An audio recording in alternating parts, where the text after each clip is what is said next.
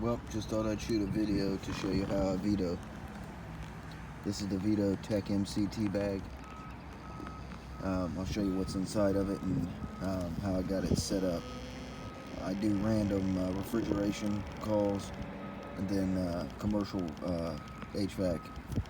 So normally I have smart probes in there for testo. I took them out this morning because I'm doing a blower assembly for an analytics lab.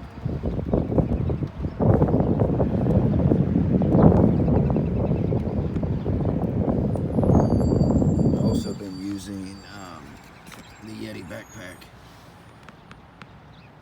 Carry my tablet and my laptop in and miscellaneous tools. And I keep my rope strapped to it. It's a pretty nice bag. It's really lightweight and well made. But back to the Veto bag. I don't keep much in these outside pockets right here. They're too small. Occasionally I'll throw some bits in there, but most of the time I don't put anything in them. They're too tight for me to get my fingers into to pull stuff out. So I don't pack them too tight. I do keep electrical tape on the side, all the colors, depending on if I'm working on three-phase or you never know what you're going to get into. So I keep that on there. Also on this side, keep a wire brush and a toothbrush that I use for cleaning stuff. If I'm going to be doing refrigeration, I'll throw my refrigeration brush, coil brush in the side there, and I use a really weird one that I picked up from a restaurant when I was working in it.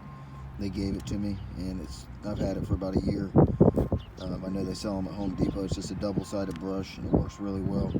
But anyways, I keep all my basic screwdrivers and everything like that in the side with my with all my wire strippers, dikes, side cuts, linesmen. My favorite tool by far is the Klein catapult. I've used it. I've had this for I think 5 years, and it's never broke on me. So I'm a true Klein fan. I love Klein tools. They make the best tools, period, hands down. There's no one that makes a better hand tool than Klein. I know a lot of people do like, I can't remember the name of it. Really weird, Knips or something like that. I went and looked at getting some the other day. They were damn near the same price at Klein's, and I'm just going to stick with Klein. I've never had a problem with it, and they keep coming out with new stuff for HVAC, so I'm going to stick with it. I just picked that up the other day from the supply house. It's the big multi-tool. It has all the sizes for pulling like blower motors. It goes up to, I think, it goes up to 9/16 is the biggest, but don't quote me on that. That's just what I see right there. I have a smaller one, but I didn't carry it up here today because it's really tight getting up on this roof. I have a set of insulated Kleins, just two, a straight and a Phillips. And then I just picked this up the other day. It's the HVAC 8-in-1. I love that tool because it has the thermostat tip on it to do thermostat wiring, or to get into the thermostats. Then it has the Schrader removal tool on it also. But I also like these. I use these a lot too. The Malco bits, the 5/16 and 1/4 inch. It's called Next, and they just snap out right here. Can't do it with one hand, but this snaps out of there, and you can pop in a smaller bit.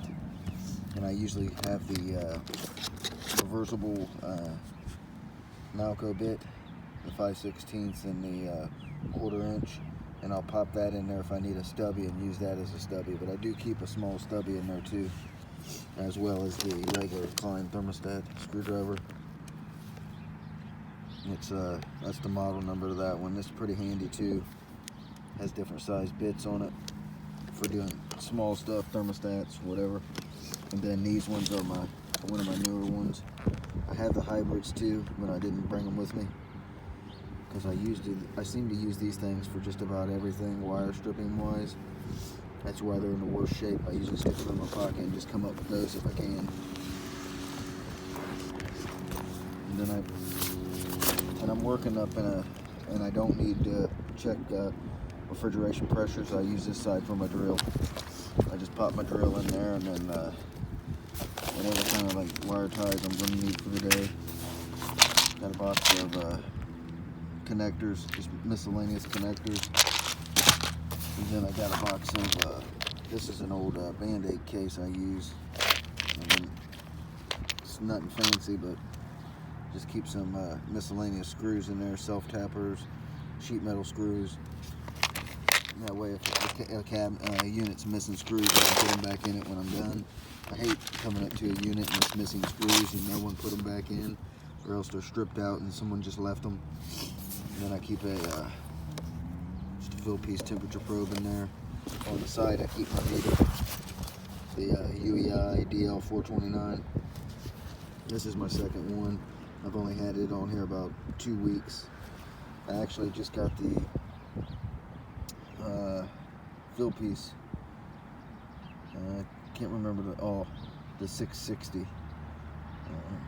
And I had the 640 for 2 years and I loved it, but I just switched to the 660. I haven't had a chance to really use it because I've been using this DL429, but I do like the way the fill piece meter feels. It feels really robust.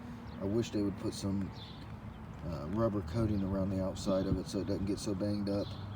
Then that would make it, you know, in my opinion, the best meter on the market, if it had some rubber grip or coating around it. But when they went to the 660, they added the dual temperature probes, and that was the reason I went to it.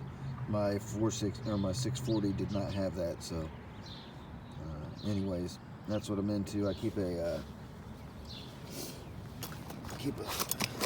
DeWalt right angle bit attachment for getting into some tight furnaces, or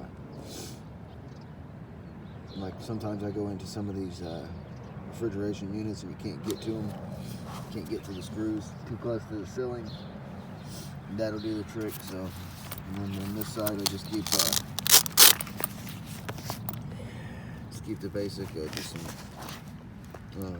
here's the bit right there. I keep some jumpers in there, and then that's the bit I was talking about, the Malco bit. It's snapping that handle on that other one if you want to use it as a stubby, and it does pretty good. And then I just keep a brushless Milwaukee impact, and I got a regular drill driver in the van, but I've been using this for about 2 years, and I like the 12 volt better, but I didn't want to get up here on this install on this fan unit and not have enough juice to actually do the install, so I decided just to bring the 18 volt up so I wouldn't run out of battery, because my 12 volt is probably 5 years old and the impact already went and broke on me. It just died, and then it actually died I think 2 days after the warranty was up. But the 18 volts has held up pretty good. The battery life's excellent on it. Full battery, and I've been using it probably 3 days. I don't use it a lot, just for opening up cabinet doors and maybe running some new sheet metal screws in. Not a lot, so it does stay charged for a couple weeks at the rate that I use it, but may not last for you guys, just depends. But I'm definitely a Klein fan. I have 3 setups.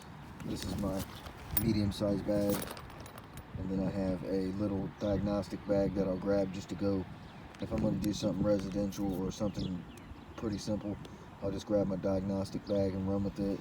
And I actually have the Veto diagnostic bag.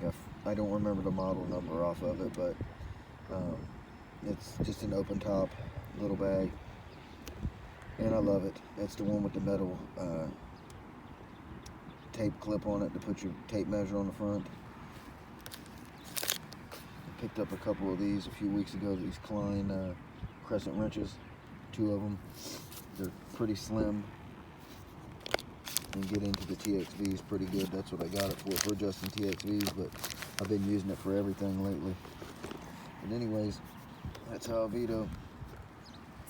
I love this bag. But I do have a Veto Tech MC or Tech OC. I think that's what it is. Tech MCOT maybe. It's just an open top bag, and I use that for like if I'm going to do an install of a condenser, and then I'm going to build and do any sheet metal work over top of it, or if I'm putting in a furnace, residential furnace, I'll grab that bag. But this is mainly my go-to bag now. And if you don't have one of these bags, I highly recommend them. They're awesome. They're super light. I have the book bag too, and I just can't carry it. It's too damn heavy. So I just go with this.